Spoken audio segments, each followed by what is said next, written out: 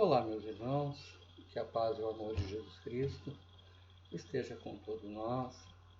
Estamos então aqui convidados pelo Centro Espírita Luz no Caminho para mais uma doutrinária.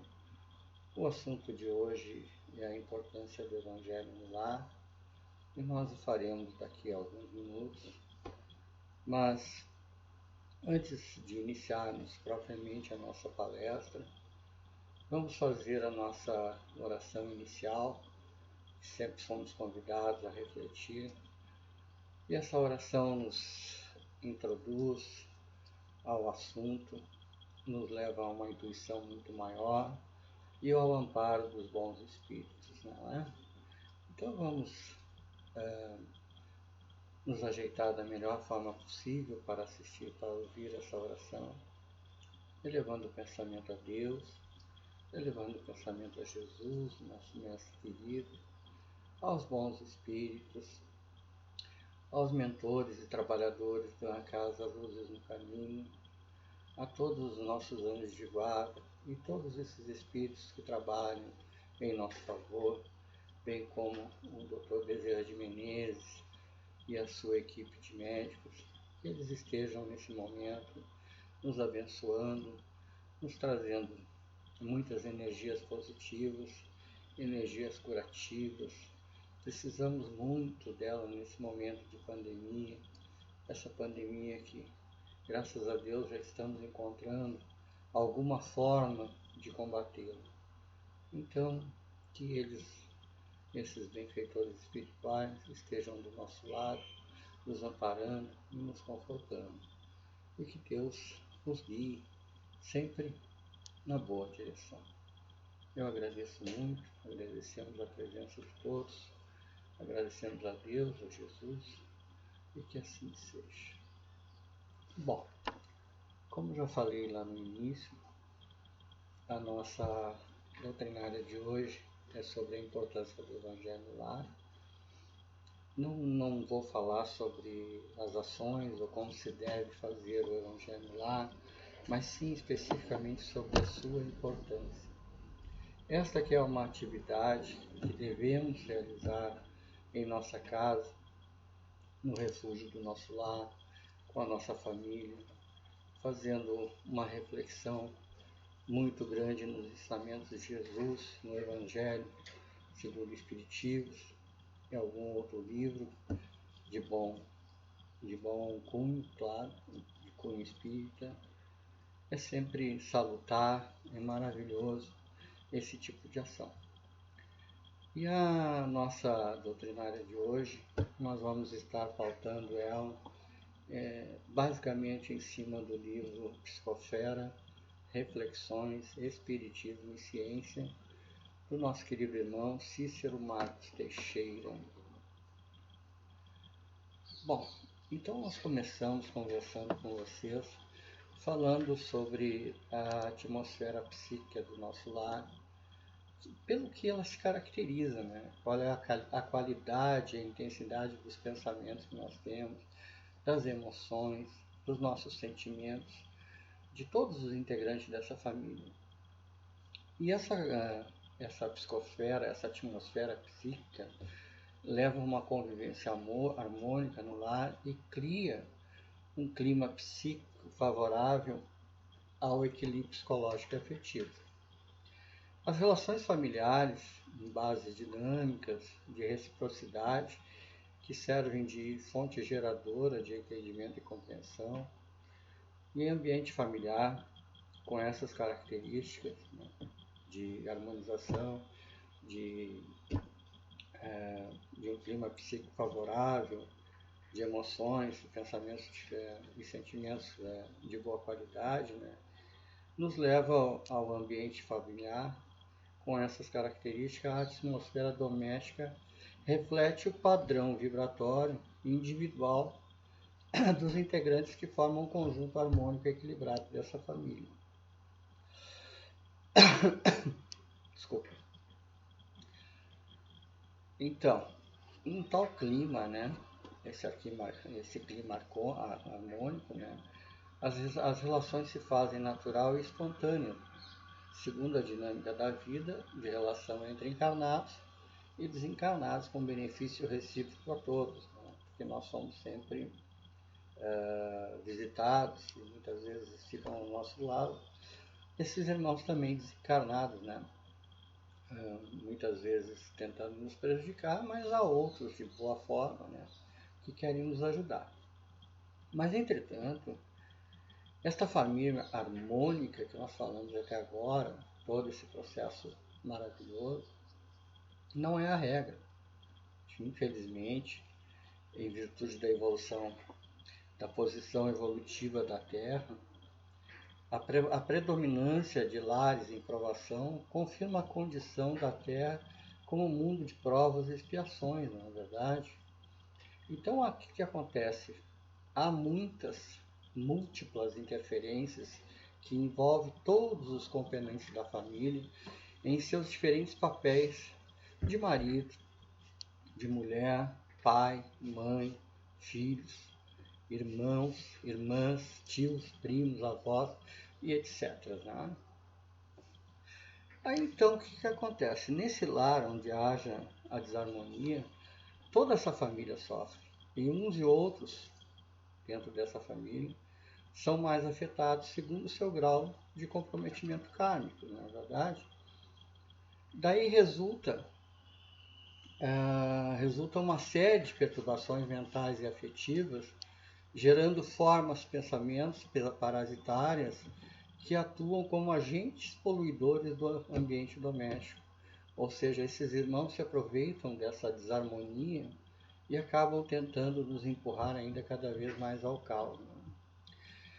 Em tal ambiente, com antecedentes kármicos provacionais, como já falamos, né, o estabelecimento de um processo obsessivo acontece com extraordinária facilidade, a curto, médio ou longo prazo, exigindo, assim, medidas terapêuticas adequadas no sentido de sanear a atmosfera desse lar, neutralizando essas ações deletérias e restabelecendo a harmonia e o equilíbrio mental dos componentes do grupo familiar. Ou seja,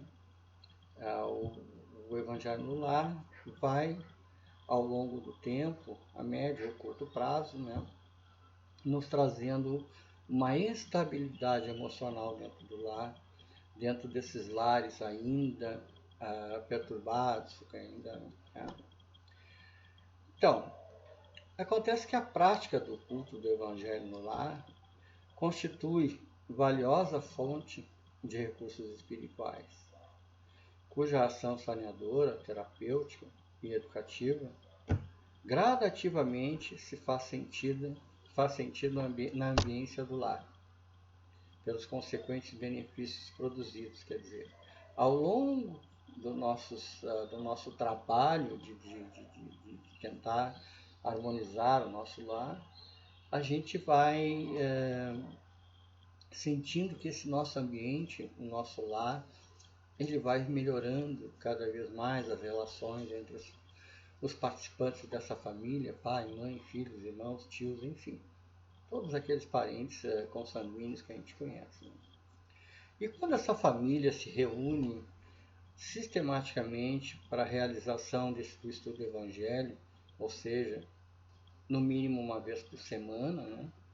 Procurando refletir sobre o conteúdo das mensagens educativas nele, contidas no Evangelho do Lar, acaba estabelecendo um campo de energia muito alto, um campo de energia muito satisfatório, muito positivo, que estabelece um campo de energia, né? E as relações harmônicas entre os benfeitores espirituais que vêm nos acompanhar nesse evangelho, ou mesmo aqueles que habitualmente estão conosco, né? Esses desencarnados, né? Podem se fazer presente com maior facilidade, atuando em benefício de todos nós durante o culto do evangelho e durante aquela semana até o próximo evangelho no lar, cara. Bom, os familiares encarnados, por sua vez, sob o impacto benéfico, das vibrações espirituais dos bons espíritos, eles são estimulados em sua sensibilidade, tornando-se mais receptivos às transfusões energéticas através do passe espiritual. Ou seja, a gente vai se melhorando e vai recebendo essas vibrações espirituais dos bons espíritos, né? E vai estimulando a nossa sensibilidade, nos tornando cada vez mais receptivo através do passe espiritual. Bom, os possíveis aqui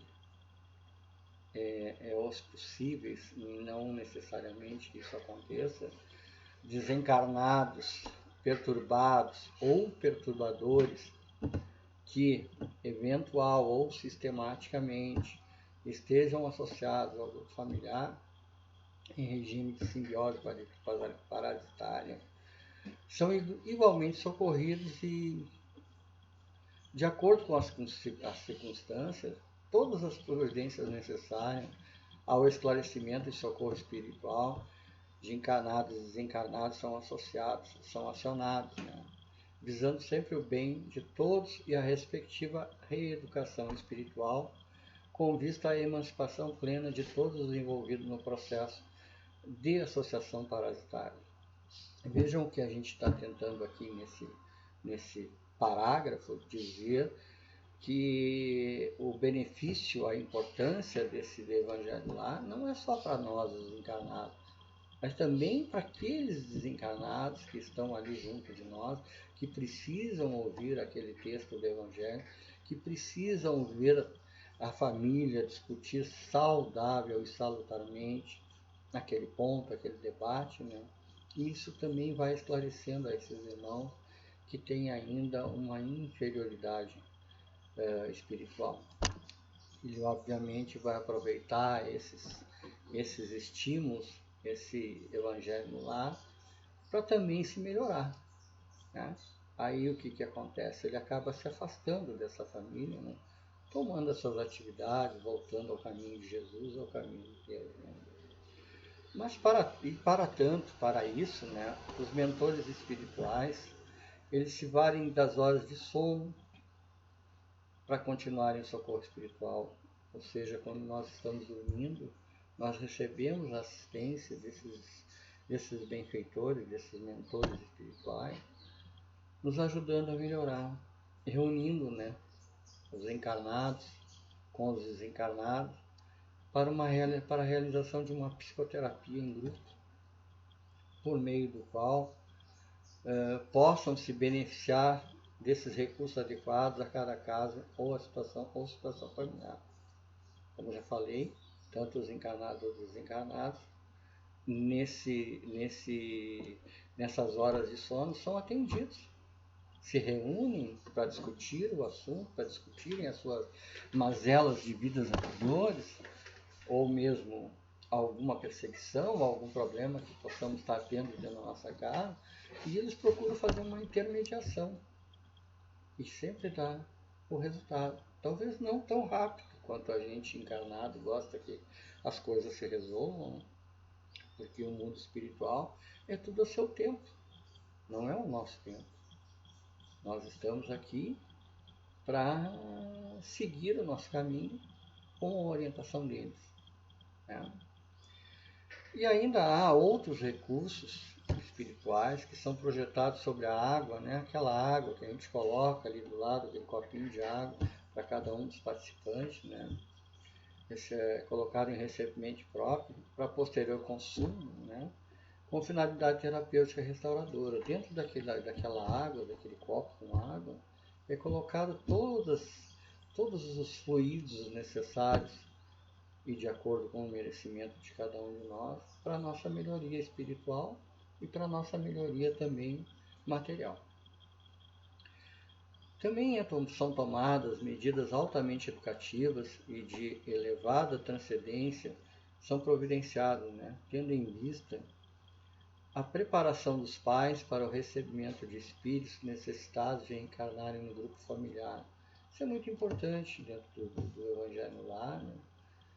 Esse pai e essa mãe muitas vezes projetando um aumento de família, ou de acordo com o seu planejamento espiritual, eles são orientados também a receber uh, esses fluidos para poderem estar se harmonizando dentro do lar, né? Porque, como nós sabemos, a maioria de nós, a maioria dos encarnados atualmente, vivem dentro do mesmo ambiente, né? Por várias e várias encarnações, não é nem por uma nem por outra, né? São várias encarnações que nós viemos até nos tornarmos harmônicos entre nós encarnados, né?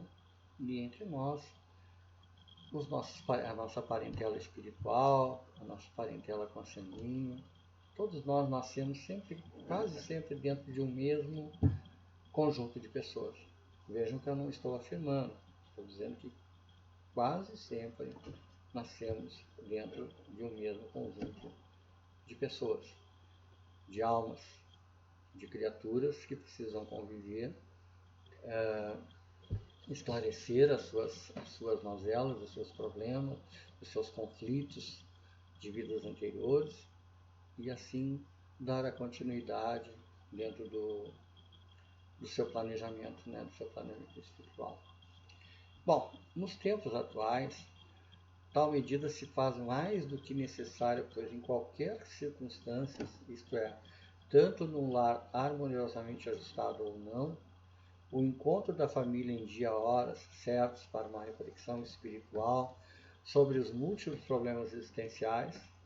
Né? Então vejam que nós temos que ter aqui, mesmo aquelas famílias que estão harmoniosas, estão ajustadas, um dia e uma hora que seja propício para todos os membros da casa, para poder realizar esse evangelho no lar, para aqueles que já têm um lar harmonioso, que continue em harmonia, né? E aqueles que ainda não conseguiram harmonizar a sua residência, seus convivas, né? Que possa dar início ou nos melhorar a cada dia, a cada evangelho, discutindo lá a doutrina espírita, os ensinamentos morais de Cristo, isso é muito importante, né? E isso acontece sempre com base no Evangelho de Cristo, né? Que constitui um valioso auxílio capaz de conseguir manutenção de um clima harmônico dentro da casa, né? As palavras que Jesus nos deixou há 2000 anos atrás, aproximadamente, um pouco mais, um pouco menos, foram para que nós conseguíssemos viver cada vez melhor, que nós pudéssemos extirpar de nossos corações o orgulho, o egoísmo e os demais vícios sociais que a gente já está acostumado, né? E essa convivência harmônica, essa convivência com o Evangelho no lar, vai garantindo a permanência da defesa do lar em alto nível, com salutares benefícios para todos os componentes da família, né? Ou seja, aquela continuidade que nós vamos dando do Evangelho a cada semana, aquele dia e hora marcada, nós vamos cada vez mais fazendo uma asepsia, uma limpeza do nosso lar, retirando aqueles irmãozinhos que possam estar aqui nos perturbando, né? Deixando ali somente aqueles espíritos lindos, maravilhosos, que nós precisamos tanto, né? Que eles nos amparem. Muitas vezes a gente se sente sufocado, a gente se sente machucado, e quando fazemos o Evangelho no lar, ou até mesmo uma oração, que também é muito importante, né? Nós conseguimos aliviar o nosso coração. O problema pode até continuar, mas nós conseguimos estabelecer uma calma, uma tranquilidade para procurar resolver aquela questão com mais amor, com mais compaixão, baseado no Evangelho de Jesus. Bom, com a prática sistemática desse Evangelho no lar, nós podemos contribuir para a realimentação dos sentimentos de amor, compreensão, de fraternidade e entendimento de padrão recíproco entre encarnados e desencarnados, ligados pelos laços de consanguinidade e pelos vínculos espirituais de inadiáveis processos kármicos, compromissos kármicos, né? Ou seja, a gente vai convivendo essa situação, esse evangelho, e esses irmãos que nos visitam nesse evangelho vão aprendendo, vão vendo que nós estamos nos melhorando, e vão aceitando o seu destino, assim como o nosso, em busca desse melhoramento, né? Na oportunidade que nós realizamos o culto do Evangelho no Lar, a prece, que é muito importante, bem conduzida, ela se constitui em copioso manancial de recursos magnéticos espirituais em favor tanto de encarnados como de desencarnados, ligados direta e indiretamente à constelação familiar, porque nós vivemos numa sociedade, e mesmo fora do nosso núcleo familiar, nós somos atingidos por outras pessoas, por outros desencarnados, como já falamos aqui, né?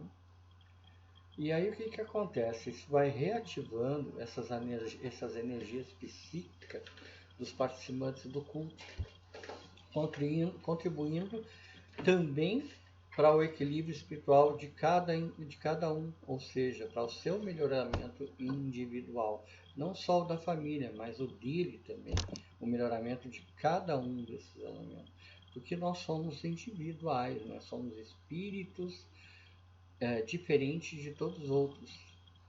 Talvez tenhamos, ou melhor dizendo, temos uma prática, uma sintonia com a maioria da nossa família, mas não somos todos iguais, não somos de maneira nenhuma. Cada um tem uma evolução, de certa forma, maior ou menor, mas dentro de uma mesma sintonia, né? E aí, meus irmãos, em consequência da conjugação das forças positivas do bem, desencadeadas nesse evangelho no lar, a psicosfera individual e familiar se reabastece, né? Assimilando as energias vitais restauradoras dessa família, né? Daí, então, era isso que eu tinha que dizer para vocês, a importância do culto no Evangelho no Lar, né? Pelo seu valor altamente educativo e higienizador. O que é esse valor altamente educativo e higienizador? A cada semana que nós fizemos o Evangelho lá, nós conseguimos, com a presença dos bons espíritos, né, que sejam retirados da nossa casa, e isso é muito importante que nós façamos durante o Evangelho no Lar, ou ao final do Evangelho no Lar, o que chamamos de asepsia do nosso lar, pedindo a retirada desses irmãozinhos, pedindo para que eles sejam afastados, mas não simplesmente afastados, que eles possam também encontrar o seu caminho, o caminho de Jesus, o caminho de Deus. Porque eles também estão necessitando desses entendimentos, dessa harmonia. Isso é muito importante, o amparo, o socorro a esses irmãos, né? E por que educativo? Educativo porque estamos lendo, estamos estudando o que Jesus nos mandou, o que Jesus nos falou, o que ele nos disse há 2000 anos atrás, aproximadamente, e que hoje em dia, hoje em 2021, está extremamente atualizado. Ele nos pregou o amor, a paz, a harmonia, a caridade. Ele não pregou para nós o orgulho e o egoísmo. Isso é próprio de cada ser humano, de cada um de nós, né? Em maior ou menor grau. Mas ele pregou a humildade e a caridade. E o amor. É muito importante isso. O amor à fraternidade. Não é aquele amor familiar, o amor pela mãe, o amor pelo filho. O amor universal. Por todos. Porque somos todos irmãos. Já nos disse, nenhuma das ovelhas se perderá. Nenhuma das ovelhas do nosso Pai se perderá. Certo, pessoal? Agradeço então a paciência de todos, esperando que cada um esteja cumprindo seu papel dentro dessa pandemia, fazendo a asepsia das mãos com o álcool, com a máscara, evitando aglomerações, mantendo o distanciamento social. Em breve estaremos retornando ao nosso ambiente normal, mas um normal bem melhor, com certeza. Essa pandemia, assim como todas as outras que já houve, ela está aqui para nos ensinar. Ela está aqui para que nós possamos pensar mais no nosso irmão do que em nós mesmos. Ela é, de certa forma, restauradora para nós. Precisamos entendê-la, precisamos decupá-la e precisamos andar para frente, buscar nossos objetivos espirituais, nossos objetivos materiais, mas acima de tudo, os objetivos espirituais, porque somos seres imortais. Nós viveremos nosso espírito para sempre. A carne não, mas o espírito sim. E aquilo que nós aqui aprendemos, aquilo que nós fizemos de bom, a caridade que nós temos com nossos irmãos, isso nós vamos levar para toda a nossa vida, toda a nossa existência espiritual, não existência carnal. Então vamos encerrar o nosso trabalho, como sempre, né? Fazendo uma oraçãozinha de encerramento, elevando o pensamento a Deus, a Jesus, agradecendo essa meia hora de estarmos juntos, falando sobre o que Jesus nos ensinou, agradecendo principalmente por estarmos vivos, agradecendo por estarmos com saudade, pedindo por aqueles que estão em hospitais, em clínicas, aqueles irmãos que estão na rua, que dependem da nossa ajuda, e também pedindo por todos os parentes daqueles irmãos que nos deixaram, bem como aqueles irmãos que estão chegando ao mundo espiritual. Eles serão bem recebidos, abraçados e amados por Deus, pelos seus parentes espirituais. Obrigado, Deus. Obrigado a Jesus, aos bons espíritos. Estejam sempre com nós. E sempre, sempre será feito de acordo com a vontade do nosso Pai e não a nós. Que assim seja, meus irmãos. Uma boa semana a todos.